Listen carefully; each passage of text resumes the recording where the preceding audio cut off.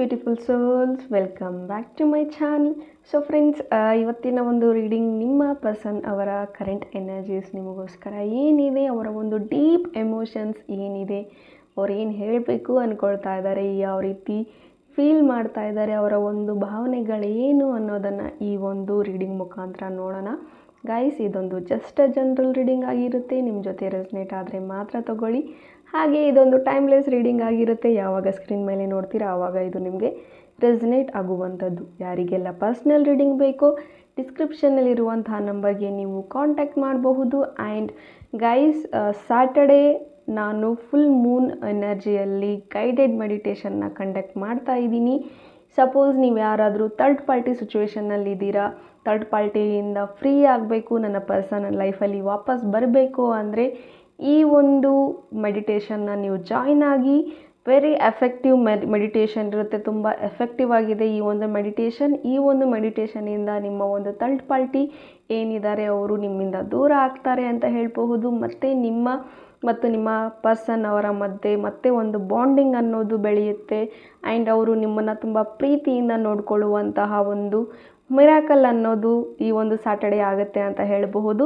ನಿಮಗೇನಾದರೂ ಇಂಟ್ರೆಸ್ಟ್ ಇದ್ದರೆ, ಎಸ್ ನಾನು ಇದನ್ನು ಅಟೆಂಡ್ ಆಗಬೇಕು, ನನ್ನ ಲೈಫ್ ಚೇಂಜ್ ಆಗುತ್ತೆ ಅಂತ ನಿಮ್ಗೆ ಅನಿಸಿದರೆ ಡೆಫಿನೆಟ್ಲಿ ಈ ಒಂದು ವೆಬಿನಾರ್ನ ನೀವು ಜಾಯ್ನ್ ಆಗಿ. ಡಿಸ್ಕ್ರಿಪ್ಷನ್ ಇರುವಂಥ ನಂಬರ್ಗೆ ನೀವು ಕಾಂಟ್ಯಾಕ್ಟ್ ಮಾಡಿ, ನಾನು ವೆಬಿನಾರ್ ಡೀಟೇಲ್ಸ್ನ ಕಳಿಸ್ಕೊಡ್ತೀನಿ. Okay, so guys, again I am telling, this is just a general reading ಆಗಿರುತ್ತೆ. ನಿಮ್ಮ ಜೊತೆ ರೆಸನೇಟ್ ಆದರೆ ಮಾತ್ರ ತಗೊಳ್ಳಿ. ಓಪನ್ ಮೈಂಡೆಡಿಂದ ಈ ಒಂದು ರೀಡಿಂಗ್ ಅನ್ನೋದನ್ನು ನೋಡಿ. Take what resonates to you. Okay, let's start the video.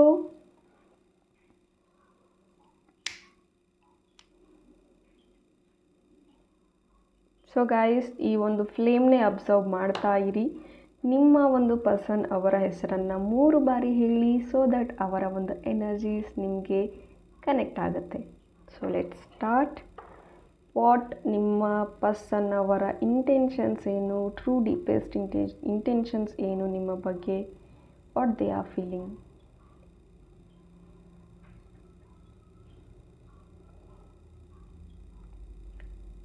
As ನಾವು ನಿಮ್ಮ ಒಂದು ಪರ್ಸನ್ ಏನಿದ್ದಾರೆ ತುಂಬ ಒಂಟಿತನ ಅವರಲ್ಲಿ ಇದೆ ಅಂತ ಹೇಳಬಹುದು. ಒಂಟಿಯಾಗಿ ಫೀಲ್ ಮಾಡ್ತಾ ಇದ್ದಾರೆ. ಐ ಆಮ್ ಅಲೋನ್ ಅನ್ನೋ ರೀತಿಯಲ್ಲಿದ್ದಾರೆ. ತುಂಬ ಸ್ಟ್ರೆಸ್ಸಲ್ಲಿದ್ದಾರೆ ಅಂತ ಹೇಳಬಹುದು. ನಿಮ್ಮನ್ನ ತುಂಬ ಮಿಸ್ ಮಾಡ್ಕೊಳ್ತಾ ಇದ್ದಾರೆ. ನಿಮ್ಮ ಜೊತೆ ಕಳೆದಂತಹ ಒಂದು ಕ್ಷಣಗಳೇನಿದೆ ಅದು ತುಂಬ ಮಿಸ್ ಆಗ್ತಾ ಇದೆ ಅಂತ ಹೇಳಬಹುದು. ಆ್ಯಂಡ್ ಇಲ್ಲಿ ಒಂದು ಬಾಂಡಿಂಗ್ ಅನ್ನೋದು, ಕಮ್ಯುನಿಕೇಷನ್ ಅನ್ನೋದು ಮಾಡಬೇಕು ಅಂತ ಭಾವಿಸ್ತಾ ಇದ್ದಾರೆ. ಬಟ್ ಎಲ್ಲೋ ಒಂದು ಪಾಯಿಂಟಲ್ಲಿ ಅವ್ರಿಗೆ ಅದು ಸಾಧ್ಯ ಆಗ್ತಾ ಇಲ್ಲ. ತುಂಬ ಲೋನ್ಲಿ ಫೀಲ್ ಮಾಡ್ತಾ ಇದ್ದಾರೆ. ತುಂಬ ಮಿಸ್ ಮಾಡ್ಕೊಳ್ತಾ ಇದ್ದಾರೆ. ನಿಮ್ಮ ಒಂದು ಕಾಲ್ ಮೆಸೇಜಸ್ಗೋಸ್ಕರ ಅವರು ವೇಟ್ ಮಾಡ್ತಾ ಇದ್ದಾರೆ ಅಂತ ಹೇಳಬಹುದು. ಪದೇ ಪದೇ ಇವರು ಒಂದು ಚೆಕ್ ಮಾಡ್ತಾ ಇದ್ದಾರೆ, ಏನು ನಿಮ್ಮ ಒಂದು ಮೆಸೇಜ್ ಬರುತ್ತಾ, ಕಾಲ್ ಬರುತ್ತಾ, ನೀವು ಅವ್ರ ಜೊತೆ ಮತ್ತೆ ಕನೆಕ್ಟ್ ಆಗ್ತೀರಾ, ಆಗೋದಿಲ್ವಾ ಅಂತ ಪದೇ ಪದೇ ಅವರು ಚೆಕ್ ಮಾಡ್ತಾ ಇದ್ದಾರೆ. ಆ್ಯಂಡ್ ಈ ಒಂದು ಪರ್ಸನ್ಗೆ ಅವ್ರ ಲೈಫಲ್ಲಿ ಏನೇ ಮಾಡಬೇಕು ಅಂದ್ರೂ ಖುಷಿ ಇಲ್ಲ. ಯಾವುದೇ ಕೆಲಸ ಮಾಡಬೇಕು ಅಂದ್ರೂ ಮನಸ್ಸು ಎಲ್ಲೂ ಹೋಗ್ತಾ ಇಲ್ಲ, ಬರೀ ನಿಮ್ಮ ನೆನಪಲ್ಲೇ ಇದೆ ಅಂತ ಹೇಳಬಹುದು. ನಿಮ್ಮ ನೆನಪಲ್ಲೇ ಇದ್ದಾರೆ, ನಿಮ್ಮ ಧ್ಯಾನದಲ್ಲೇ ಇದ್ದಾರೆ. ಆ್ಯಂಡ್ ನಿಮ್ಮ ಜೊತೆ ನಿಮ್ಮ ಮೇಲೆ ಪ್ರೀತಿ ಇಲ್ಲ ಅಂತ ಪ್ರಿಟೆಂಡ್ ಮಾಡ್ತಿದ್ದಾರೆ. ನಿಮ್ಮಿಂದ ದೂರ ಆಗಬೇಕು, ಮೂವ್ ಆನ್ ಆಗಬೇಕು ಅಂತ ಫೀಲ್ ಮಾಡ್ತಾ ಇದ್ದಾರೆ.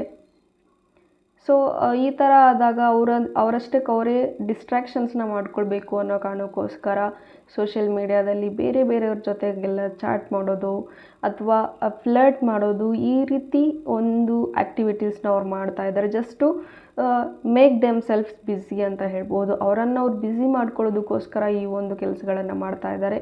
ಬಟ್ ಸ್ಟಿಲ್ ಈ ಒಂದು ಪರ್ಸನ್ ಏನೇ ಮಾಡಿದ್ರೂ ಸಹ ನಿಮ್ಮಿಂದ ಮೂವ್ ಆನ್ ಆಗೋದಕ್ಕೆ ಚಾನ್ಸಸ್ ಆಗ್ತಾ ಇಲ್ಲ. ಎಷ್ಟೇ ಹ್ಯಾಪಿಯಾಗಿರಬೇಕು ಅಂದ್ರೂ ಸಹ ಬೆಳಗ್ಗೆ ಎಲ್ಲ ಬ್ಯುಸಿ ಇರ್ತಾರೆ. ನೈಟ್ ಮಲಗೋ ಟೈಮಲ್ಲಿ ನಿಮ್ಮ ಒಂದು ನೆನಪು ಇವರಿಗೆ ಆಗ್ತಾನೇ ಇರುತ್ತೆ ಅಂತ ಹೇಳಬಹುದು. ಆ್ಯಂಡ್ ತಿಳಿದೇನೋ ಆಡಿರೋ ಮಾತುಗಳಿಂದ ಮನಸ್ತಾಪಗಳಾಗಿರಬಹುದು, ಅಥವಾ ಬೇರೆ ಒಂದು ವ್ಯಕ್ತಿಗಳ ಒಂದು ಎಂಟ್ರಿಯಿಂದ, ಅಗೇನ್ ಥರ್ಡ್ ಪಾರ್ಟೀಸ್ ಎನರ್ಜಿಯಿಂದನೂ ಸಹ ನಿಮ್ಮಿಬ್ಬರ ಒಂದು ಸಪ್ರೇಷನ್ ಆಗಿರಬಹುದು.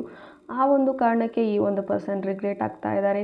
ನೀವು ಒಂದು ಒಳ್ಳೆ ಲೈಫ್ ಅವ್ರಿಗೆ ಆಗಿದ್ರಿ, ಒಳ್ಳೆ ಮೋಟಿವ್ ಅವ್ರಿಗೆ ಆಗಿದ್ರಿ, ಒಂದು ಹೋಪ್ ಅವ್ರಿಗೆ ಆಗಿದ್ರಿ. ನಿಮ್ಮ ಜೊತೆ ಇದ್ದಾಗ ಅವರು ತುಂಬ ಫ್ರೀ ಆಗಿದ್ದರು. ಒಂದು ಮಗು ಥರ ನಿಮ್ಮ ಜೊತೆಗೆ ಇರ್ತಾಯಿದ್ರು ಅಂತ ಹೇಳಬಹುದು. ಒಂದು ಮಗು ಥರ ನೀವು ಅವ್ರನ್ನ ಕೇರ್ ಮಾಡ್ತಾಯಿದ್ರಿ.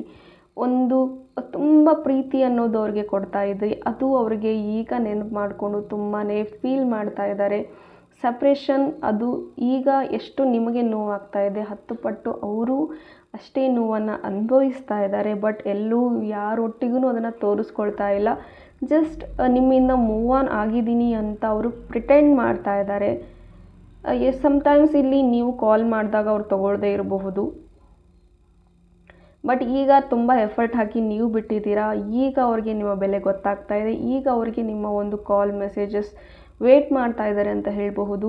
ಇದೆಲ್ಲ ಆಗ್ತಾ ಇರೋದು ಸಹ ಒಂದು ಕಾರ್ಮಿಕ್ ಒಂದು ಎನರ್ಜೀಸಿಂದ, ಕಾರ್ಮಿಕ್ ಒಂದು ಹೋದ ಪಾಸ್ಟ್ ಜನ್ಮಗಳಲ್ಲಿ ಆಗಿರುವಂತಹ ತಪ್ಪುಗಳಾಗಿರಬಹುದು, ನೋವುಗಳಾಗಿರ್ಬೋದು, ಸಂಕಟಗಳಾಗಿರ್ಬೋದು, ಆ ಒಂದು ಎಫೆಕ್ಟ್ ಈಗ ಹೊಡಿತಾ ಇದೆ ಅಂತ ಹೇಳಬಹುದು. ಸಮ್ ಕಾರ್ಮಿಕ್ ಎನರ್ಜೀಸ್ ಕೂಡ ಇಲ್ಲಿ ಇದೆ. ಪಾಸ್ಟ್ ಲೈಫ್ ಕರ್ಮಗಳಿಂದ ಈ ಒಂದು ಸಪ್ರೇಷನ್ ನಿಮ್ಮ ಲೈಫಲ್ಲಿ ಆಗ್ತಾ ಇದೆ ಅಂತ ಹೇಳಬಹುದು.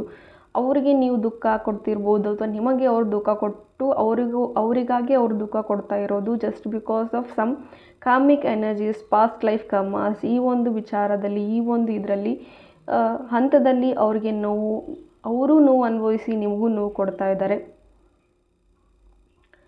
ಆ್ಯಂಡ್ ನೀವೇನಾದರೂ ಅಂದ್ಕೊಳ್ತಾ ಇದ್ದರೆ ಇಲ್ಲ ಅವ್ರು ನನ್ನ ಬಿಟ್ಟು ಆರಾಮಾಗಿದ್ದಾರೆ, ಖುಷಿಯಾಗಿದ್ದಾರೆ, ನಾನು ಯಾಕೆ ಯೋಚನೆ ಮಾಡಲಿ ಅಂದರೆ, no, this person is not happy ಅಂತ ಹೇಳ್ತೀನಿ. ಈ ಪರ್ಸನ್ ಯಾವ ಕೆಲಸದಲ್ಲೂ ಮಾಡೋದಕ್ಕೆ ಆಸಕ್ತಿ ಇಲ್ಲದೆ ನಿಮ್ಮ ನೆನಪಲ್ಲೇ ಇದ್ದಾರೆ. ಸುಮ್ಮನೆ ಬದುಕಬೇಕು ಅನ್ನೋ ಕಾರಣಕ್ಕೋಸ್ಕರ ಬದುಕ್ತಾ ಇದ್ದಾರೆ. ಬಿಟ್ಟರೆ ಎಲ್ಲೂ ನಿಮ್ಮ ಮೇಲೆ ಮುಂಚೆ ಏನಿತ್ತೋ ಫೀಲಿಂಗ್ಸ್, ಅದೇ ಫೀಲಿಂಗ್ಸ್ ಇದೆ. ಮುಂಚೆ ಏನೋ ಆ ಬಾಂಡಿಂಗ್ ಇತ್ತೋ ಅದೇ ಪ್ರೀತಿ ಇದೆ. ಅದೇ ಒಂದು ನಿಷ್ಕಲ್ಮಶ ಪ್ರೀತಿಯಲ್ಲೇ ಅವ್ರು ನಿಮಗೋಸ್ಕರ ಕಾಯ್ತಾ ಇದ್ದಾರೆ. ಬಟ್ ಯಾವುದೋ ಒಂದು ವಿಚಾರಕ್ಕೆ, ಯಾವುದೋ ಒಂದು ಸಮ್ ಪರ್ಸ್ನಲ್ ಪ್ರಾಬ್ಲಮ್ಸಿಂದ ನಿಮ್ಮಿಂದ ದೂರ ಆಗಿರುವಂತಹ ಒಂದು ದೂರ ಇನ್ನೂ ಅದು ಎಷ್ಟೇ ಪ್ರಯತ್ನ ಪಟ್ಟರೂ ಕೂಡ ಹತ್ತಿರ ಆಗ್ತಾ ಇಲ್ಲ. ಈಗ ಅವರಿಗೆ ಒಂದು ಯೋಚನೆ ಏನು ಅಂದರೆ, ನಿಮ್ಮ ಹತ್ರ ಬರೋದಕ್ಕೆ ಅವ್ರಿಗೆ ಏನೂ ಇಲ್ಲ. ಬಟ್ ಯಾವ ಮುಖ ಇಟ್ಕೊಂಡು ನಿಮ್ಮ ಹತ್ರಕ್ಕೆ ಬರೋದು, ಯಾವ ಮುಖ ಇಟ್ಕೊಂಡು ನಾನು ನನ್ನ ಪರ್ಸನ್ ಹತ್ರ ಹೋಗಬೇಕು. ಬಿಕಾಸ್ ಕಾರಣ ಇಲ್ಲದೆ ಅಥವಾ ಬೇರೆಯವ್ರಿಗೋಸ್ಕರ ನಾನು ನೋವು ಕೊಟ್ಟು ದೂರ ಬಂದಿದ್ದೀನಿ. ನಾನಿದ್ದಾಗ ಅವ್ರನ್ನ ನಾನು ಖುಷಿಯಾಗಿ ಇಟ್ಕೊಳ್ಳೋಕ್ಕಾಗಿಲ್ಲ. ಅಟ್ಲೀಸ್ಟ್ ನಾನಿಲ್ಲ ಅಂದ್ರೆ ಸಹ ಅವ್ರು ಖುಷಿಯಾಗಿರಲಿ. ಮತ್ತು ನಾನು ಅವ್ರ ಲೈಫಿಗೆ ಹೋಗಿ ಡಿಸ್ಟರ್ಬ್ ಮಾಡೋದು ಬೇಡ. ಈ ರೀತಿ ಯೋಚನೆಗಳು ಅವ್ರು ಮಾಡ್ತಾ ಇದ್ದಾರೆ. ಮತ್ತು ಅವ್ರು ನಿಮ್ಮ ಲೈಫಲ್ಲಿ ಮತ್ತೆ ಅವರೇ ಕಾಂಟ್ಯಾಕ್ಟ್ ಮಾಡಿದ್ರೆ, ಮತ್ತೆ ನಿಮ್ಮ ಜೊತೆ ಮಾತಾಡಿದ್ರೆ, ಮತ್ತೆ ನಿಮಗೆ ನೋವಾಗುತ್ತೆ, ಮತ್ತೆ ತೊಂದರೆಗಳಾಗುತ್ತೆ. ಹೇಗೋ ಏನೋ ಒಟ್ಟಿನಲ್ಲಿ ನನ್ನ ಪರ್ಸನ್ ಚೆನ್ನಾಗಿದ್ದಾರೆ, ಚೆನ್ನಾಗಿರಲಿ ಅಂತ ಅವ್ರು ಭಾವಿಸ್ತಾ ಇದ್ದಾರೆ. ಅವರಿಂದ ಯಾವುದೇ ತೊಂದರೆ ನಿಮಗಾಗಬಾರ್ದು ಅನ್ನೋ ಕಾರಣಕ್ಕೋಸ್ಕರ ಎಷ್ಟೇ ನೋವು ಆಗ್ತಾಯಿದ್ರು, ಎಷ್ಟೇ ಫೀಲ್ ಆಗ್ತಾಯಿದ್ರು ಅವರು ಹೇಳ್ಕೊಳ್ದೇ ಆ ಒಂದು ನೋವನ್ನು ಅವರೇ ಅನುಭವಿಸ್ತಾ ಇದ್ದಾರೆ. ಯಾರ ಜೊತೆಗೂ ಮಿಂಗಲ್ ಆಗ್ತಾ ಇಲ್ಲ.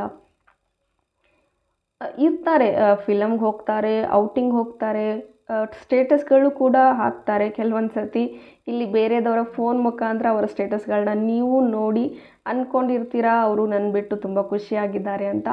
ಬಟ್ ಈ ವ್ಯಕ್ತಿ ತುಂಬ ಪ್ರಿಟೆಂಡ್ ಮಾಡ್ತಾ ಇದ್ದಾರೆ, ಆ್ಯಕ್ಟ್ ಮಾಡ್ತಾ ಇದ್ದಾರೆ ದಟ್ ನೋ, ನಾನು ಮೂವ್ ಆನ್ ಆಗಿದ್ದೀನಿ. ಜಸ್ಟ್ ಬಿಕಾಸ್ ನೀವು ಕೂಡ ಮೂವ್ ಆನ್ ಆಗಬೇಕು, ನೀವು ಅವ್ರ ಬಗ್ಗೆ ವೇಟ್ ಮಾಡಬಾರ್ದು ಅಂತ.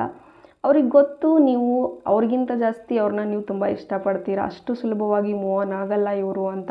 ಒಂದು ಸತಿ ಅವರು ಮೂವ್ ಆನ್ ಆಗಿದ್ದಾರೆ ಅಂತ ಗೊತ್ತಾದರೆ ನೀವು ಆಟೋಮೆಟಿಕ್ಕಾಗಿ ದೂರ ಆಗ್ತೀರಾ ಅನ್ನೋ ಕಾರಣಕ್ಕೋಸ್ಕರ, ಮೂವ್ ಆನ್ ಆಗ್ತೀರಾ ಅನ್ನೋ ಕಾರಣಕ್ಕೋಸ್ಕರ ಅವರು ಆ್ಯಕ್ಟ್ ಮಾಡ್ತಾ ಇದ್ದಾರೆ. ಬಿಟ್ಟರೆ ಅವರು ಆ್ಯಕ್ಚುಲಾಗಿ ಮೂವ್ ಆನ್ ಆಗಿಲ್ಲ. ಸ್ಟಿಲ್ ಅವರು ನಿಮ್ಮ ನೆನಪುಗಳಲ್ಲಿದ್ದಾರೆ, ನಿಮ್ಮ ಪ್ರೀತಿಯಲ್ಲಿದ್ದಾರೆ ಅಂತ ಹೇಳಬಹುದು. ನಿಮಗೋಸ್ಕರ ಕಾಯ್ತಾ ಇದ್ದಾರೆ.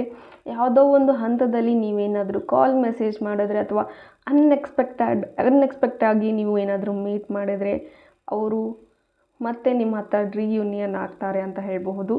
ಅವರು ತುಂಬ ವೇಟ್ ಮಾಡ್ತಾ ಇದ್ದಾರೆ, ಮೆಲ್ಟ್ ಆಗಿಬಿಡ್ತಾರೆ ಅಂತ ಹೇಳ್ಬಹುದು. ಈಗ ದೂರ ಇದ್ದೀರಾ, ಆ್ಯಕ್ಟ್ ಮಾಡ್ತಾ ಇದ್ದಾರೆ.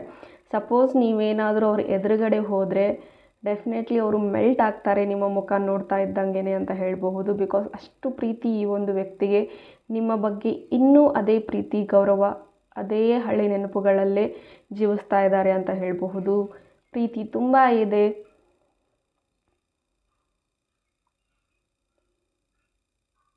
ಆ್ಯಂಡ್ ನಿಮ್ಮ ಜೊತೆ ಕಳೆದಂಥ ಕ್ಷಣಗಳನ್ನ ಅವ್ರು ನೋಡ್ತಾ ಇದ್ದಾರೆ. ಆ್ಯಂಡ್ ನಿಮ್ಮ ಫೋಟೋಸ್ನ ತುಂಬ ನೋಡಿ ಮಿಸ್ ಮಾಡ್ಕೊಳ್ತಾ ಇದ್ದಾರೆ. ನಿಮ್ಮ ಜೊತೆಗೆ ಅವ್ರು ಕೊಟ್ಟಂತಹ ಕಮಿಟ್ಮೆಂಟ್ಸ್ ಆಗಿರಬಹುದು, ಅದು ಯಾವುದನ್ನು ಉಳಿಸ್ಕೊಳಕ್ಕಾಗ್ತಾ ಇಲ್ಲ, ಮಾಡಿರುವಂಥ ಪ್ರಾಮಿಸಸ್ನ ಉಳಿಸ್ಕೊಳಕ್ಕಾಗ್ತಾ ಇಲ್ಲ. ಆ ಒಂದು ಕಾರಣಕ್ಕೋಸ್ಕರ ಅವರು ತುಂಬಾ ರಿಗ್ರೆಟ್ ಫೀಲ್ ಆಗ್ತಾ ಇದ್ದಾರೆ. ನಾನು ಯಾವ ಒಂದು ಪ್ರಾಮಿಸ್ನು ನಾನು ಉಳಿಸ್ಕೊಳಕ್ಕಾಗಲಿಲ್ಲ, I am sorry for that ಅಂತ ಹೇಳ್ತಾ ಇದ್ದಾರೆ. ಸಾರಿ ಫೀಲ್ ಮಾಡ್ತಾ ಇದ್ದಾರೆ, ಗಿಲ್ಟ್ ಫೀಲ್ ಮಾಡ್ತಾ ಇದ್ದಾರೆ. ಸಪೋಸ್ ನೀವೇನಾದರೂ ಅಂದ್ಕೊಂಡಿದ್ರೆ ಈ ಪರ್ಸನ್ ಮೂವ್ ಆನ್ ಆಗಿದ್ದಾರೆ ಅಂತ, ನೋ, ಈ ಪರ್ಸನ್ ಇನ್ನೂ ಮೂವ್ ಆನ್ ಆಗಿಲ್ಲ. ಸ್ಟಿಲ್ ಈ ಪರ್ಸನ್ ನಿಮ್ಮನ್ನ ಇಷ್ಟಪಡ್ತಾರೆ. ಅದೇ ಪ್ರೀತಿ ಇದೆ, ಅದೇ ಮೊದಲಿನ ಒಂದು ಅಟ್ಯಾಚ್ಮೆಂಟ್ ನಿಮ್ಮ ಮೇಲೆ ಇದೆ, ಅದೇ ಮನಸ್ಥಿತಿನಲ್ಲೇ ಇದ್ದಾರೆ, ಇನ್ನೂ ಮಗುವಿನ ಥರನೇ ಇದ್ದಾರೆ ಅಂತ ಹೇಳಬಹುದು ನಿಮ್ಮ ವಿಚಾರಕ್ಕೆ ಬಂದರೆ. ಆ್ಯಂಡ್ ಯಾರಾದರೂ ನಿಮ್ಮ ಬಗ್ಗೆ ಕೆಟ್ಟದಾಗಿ ಏನಾದರೂ ಹೇಳ್ತಾ ಇದ್ದರೆ ತುಂಬಾ ಪ್ರೊಟೆಕ್ಟಿವ್ ಆಗಿ, ತುಂಬ ಅಗ್ರೆಸಿವ್ ಆಗಿ ರಿಯಾಕ್ಟ್ ಮಾಡ್ತಾರೆ ಅಂತ ಹೇಳಬಹುದು. ನಿಮ್ಮ ಬಗ್ಗೆ ಯಾರೂ ಏನೂ ಒಂದು ಮಾತನ್ನು ಆಡಬಾರ್ದು, ತುಂಬ ಓವರ್ ಪ್ರೊಟೆಕ್ಟಿವ್, ಓವರ್ ಪೊಸೆಸಿವ್ ಈ ರೀತಿ ಅಂತ ಹೇಳಬಹುದು ಅವರು. ಓವರಾಲ್ ಈ ಒಂದು ರೀಡಿಂಗ್ ಹೇಳ್ತಾ ಇರೋದು ದಟ್ ಈ ಪರ್ಸನ್ ನಿಮ್ಮನ್ನ ತುಂಬಾ ಇಷ್ಟಪಡ್ತಾರೆ, ತುಂಬ ಪ್ರೀತಿ ಮಾಡ್ತಾರೆ, ತುಂಬಾ ಅಟ್ಯಾಚ್ಡ್ ಇದ್ದಾರೆ ಆ್ಯಂಡ್ ವೆರಿ ಎಮೋಷ್ನಲ್ ಅಂತ ಹೇಳಬಹುದು. ನಿಮ್ಮನ್ನು ನೆನಪಿಸ್ಕೊಂಡಾಗೆಲ್ಲ ಇವ್ರ ಕಣ್ಣಿಂದ ಗೊತ್ತಿಲ್ಲದೇ ನೀರು ಬರುತ್ತೆ ಅಂತ ಹೇಳಬಹುದು. ಆ್ಯಂಡ್ ಎಷ್ಟೊಂದು ಸತಿ ನಿಮ್ಮ ಎದುರುಗಡೆನೂ ಸಹ ಅವ್ರು ಹತ್ತಿದ್ದಾರೆ ಅಂತ ಹೇಳಬಹುದು. ಅದನ್ನು ನೀವು ಎಷ್ಟೊಂದು ಸತಿ ಸಮಾಧಾನ ಮಾಡಿದ್ದೀರಾ.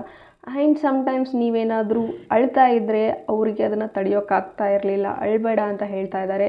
ಈಗಲೂ ಅವರು ಅದೇ ಮೆಸೇಜ್ ಇದೆ ದಟ್ ನೀವು ಅವ್ರಿಗೆ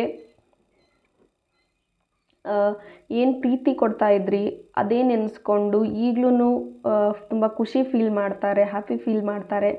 ಆ್ಯಂಡ್ ಅಗೇನ್ ಅವ್ರು ಅಂದ್ಕೊಳ್ತಾ ಇರೋದು, ನಾನಿಲ್ಲ ಅಂದರೂ ನೀನು ಅಳಬೇಡ, ನೀನು ಅಳೋದನ್ನು ನಾನು ನೋಡೋಕ್ಕಾಗಲ್ಲ ಅಂತಲೇ ಅಂದ್ಕೊಳ್ತಾ ಇರೋದು, ಹೇಳ್ತಾ ಇರೋದು. ಎಸ್, ಹೋಪ್ ಈ ರೀಡಿಂಗ್ ನಿಮಗೆ ಇಷ್ಟ ಆಗಿದೆ ಅಂತ ಭಾವಿಸ್ತೀನಿ. ಇಷ್ಟ ಆಗಿದ್ದರೆ ಕಮೆಂಟಲ್ಲಿ ತಿಳಿಸಿ. Thank you. God bless you all.